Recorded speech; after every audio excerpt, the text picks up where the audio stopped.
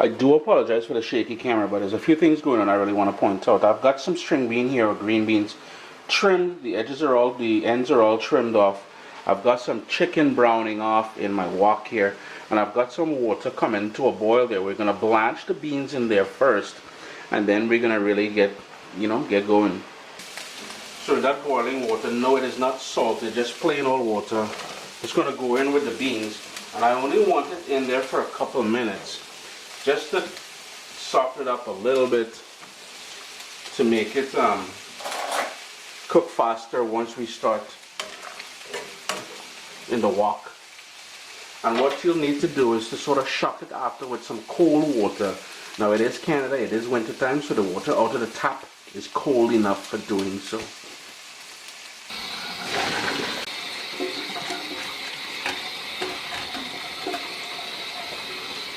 It's all ready now, so what I'm going to do is just set that aside and let that drain now. Back to the chicken now. It's nice and fully cooked. If you notice, I tried to break it down into really tiny pieces. Because I'm using chicken, which is a very dry meat, this would have been chicken breast that's been ground. I had to go in with about 2 tablespoons of vegetable oil in here. If you're using something like pork, which would probably be the better stuff to use in this recipe, you probably won't need as much oil in there. It's nice and fully cooked all the way through. So now my heat is on low. I'm going to go in with some diced ginger, garlic, and I've got here 2 bird's eye pepper, or bird pepper as we call it in the Caribbean. They look like these, seeds and everything. Now if you don't want to engage all that heat, what you can do is just take one of these, give it a couple little cuts, and toss it in there. So you'll get some of the heat, some of that flavor, but you won't get that raw in your face, kind of burning your bottom kind of heat, you know. And the idea is not to burn that garlic or the ginger, but to fragrant, to make everything nice and fragrant here. I'm just going with a tiny bit of salt, just a little bit more, because I'm going to be using a fair amount of soy sauce in there. And 2 things, I'm cutting back on the amount of sodium in my diet, plus that soy sauce will have an ample amount of sodium as well, so be mindful of that. Speaking of which, now I'm going to go in with a little bit of, I'm just going to crank up my heat to medium now. I'm going to go in with a tiny bit of Chinese cooking wine, some dark soy sauce, just a little tiny sploosh of sesame oil. I am not a huge fan of sesame oil. However, I am a huge fan of hoisin sauce. Give that a good mix, and you notice a nice color we're getting from this now.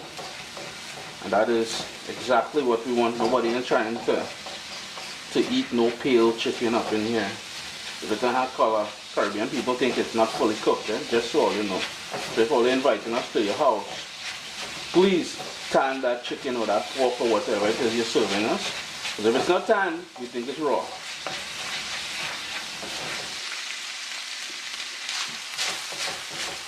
It's been about 3 minutes since I added all those wonderful aromatic sauces to the dish, to the pot here. And what I'm trying to do is get some crispy edges on that chicken.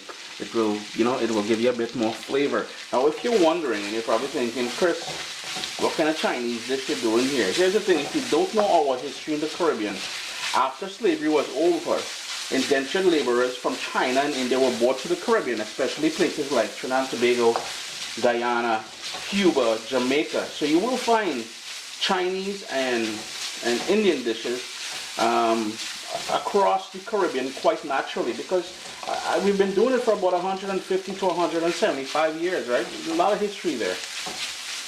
Now here's where I'm going to go in with those beans. And all the ingredients we use here today will be listed down in the description of the video, and I'll post the recipe to caribbeanpot.com in a couple weeks.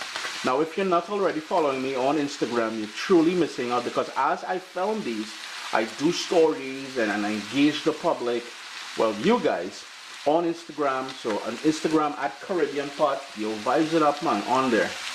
Now I'm going to crank up my heat to a medium high now, And I'm really going to go in here because with this dish you want a sort of a crispy outside exterior to the beans, and you're going to only achieve it on high heat. I'm using a wok, but if you have a non-stick pan, you just want to rock your non-stick pan, nobody ain't hating on you. Just a fry pan, you're good to go, man. Go for it.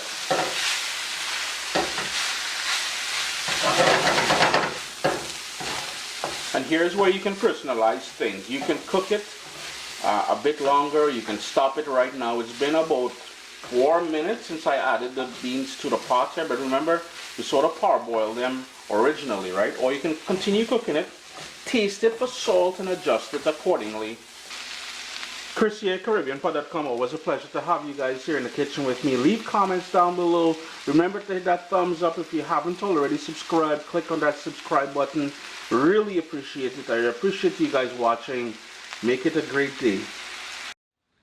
My little baby is here. We've got cookbooks, guys. WestIndianFoodCompany.com. Get your copy today.